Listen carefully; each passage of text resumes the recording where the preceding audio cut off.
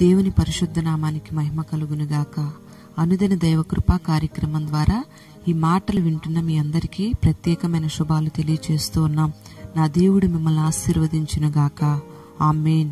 లూకాసు సువార్త 7వ అధ్యాయం 2వ వాక్యాన్ని చదువుకుందాం.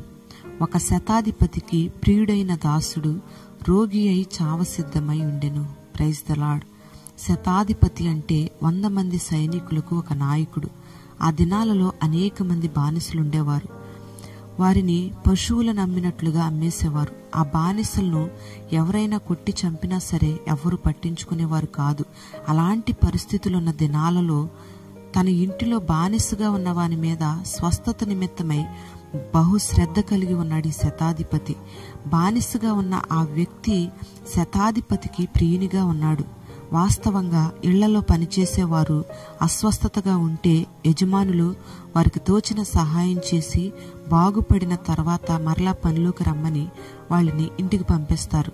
కానీ హాస్పిటల్స్కి తీసుకెళ్లి హాస్పిటల్స్ చుట్టూ డాక్టర్స్ చుట్టూ తిరగరు.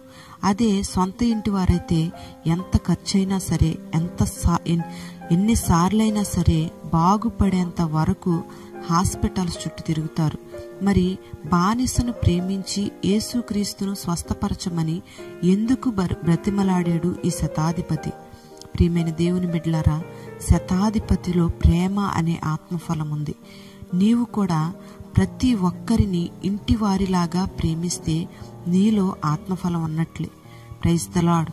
శతాధిపతి అంటాడు, నా దాసుని స్వస్థపరచమని. యేసయ్య అంటున్నాడు, నీ ఇంటికి వచ్చి ఆ దాసుని నేను బాగు చేస్తాను అని. అయితే ఈ శతాధిపతి అంటున్నాడు, నీవు నా ఇంటిలో అడుగు పెట్టడానికి నేను యోగ్యుడను కాను. నీ గురించి విన్నానయ్యా, నీకు సమస్తం లోబడుతుంది. రోగమైనా నీ మాట వింటుంది, దెయ్యమైనా నీ మాట వింటుంది, మరణమైనా నీ మాట వింటుందని చెప్పి నేను కూడా ఒక అధికారినేనయ్యా. నాకు సైనికులున్నారు, దాసులున్నారు. వారు నేను రమ్మంటే వస్తారు, పొమ్మంటే పోతారు. అందరూ నా మాటకు లోబడతారు. మరి నీవు సమస్తానికి అధికారివి గనుక నువ్వు మాట మాత్రం సెలవివ్వు, నా దాసుడు స్వస్థత పడతాడని శతాధిపతి యేసయ్యతో అంటాడు. ఈ మాటలు విన్న యేసయ్య దాసుని ప్రేమించే ఆ ప్రేమ అనే ఆత్మఫలం, యేసయ్య మీద ఉంచిన విశ్వాసం అనే ఆత్మఫలం శతాధిపతిలో ఉన్నట్లుగా గమనించాడు. ఇశ్రాయేలీల్లో ఇంత గొప్ప విశ్వాసమును నేను చూడలేదని శతాధిపతిని మెచ్చుకుంటూ వచ్చాడు. ప్రియమైన దేవుని బిడ్డలారా, మాటలతో చెప్పడం కంటే క్రియలలో ప్రతిబింబించడం అనేది చాలా ప్రాముఖ్యమైనది. చాలా మంది క్రైస్తవులు అనబడుతున్న వారు మేము అందరినీ ప్రేమిస్తున్నాం అంటారు, కానీ క్రియల్లో చూపించరు. మేము కూడా విశ్వాసులమే అంటారు, కానీ అవిశ్వాసపు మాటలే మాట్లాడతారు. అన్ని జనులకు ఉన్న విశ్వాసం కూడా క్రైస్తవుల్లో లేకుండా పోతుంది. కొంతమంది ఏమో యేసయ్యను ప్రేమించడానికి, యేసయ్య మీద విశ్వాసం ఉంచడానికి కులస్తులేమంటారో మతస్థులేమంటారో అని ఉద్యోగంలోంచి తీసేస్తారేమోనని, వీళ్ళు కూడా మతాన్ని స్వీకరించారా అంటారేమోనని భయపడిపోతూ ఉన్నారు. మరి ఈ శతాధిపతి యేసయ్యను గూర్చి విని దేవుని మీద విశ్వాసం ఉంచాడు.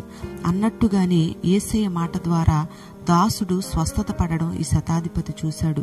మరి అలాంటి ప్రేమ నీలో ఉంటే దేవుడు నిన్ను మెచ్చుకుంటాడు. అంత విశ్వాసం నీలో ఉంటే ఎంతటి సమస్యనైనా, ఎన్ని వ్యాధులైనా, అంధకార శక్తులైనా నువ్వు జయించగలుగుతావు. అట్టి కృప నా దేవుడు నీకు అనుగ్రహించునుగాక. ఆమేన్. పరిశుద్ధుడా, ప్రేమాస్వరూపి, నీకు స్తోత్రం చెల్లిస్తూ ఉన్నాం. ఈ మాటలు వినని బిడ్డలందరినీ మీరు దీవించండి. శతాధిపతిలో ఉన్న ఆ ప్రేమను, విశ్వాసాన్ని మీరు అనుగ్రహించండి.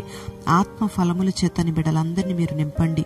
క్రియలు కలిగిన ప్రేమను, క్రియలు కలిగిన విశ్వాసాన్ని మీరు బిడ్డలందరికీ దయచేయండి. ఈ దినమంతా నీ బిడ్డలను కృపనిచ్చి నడిపించండి.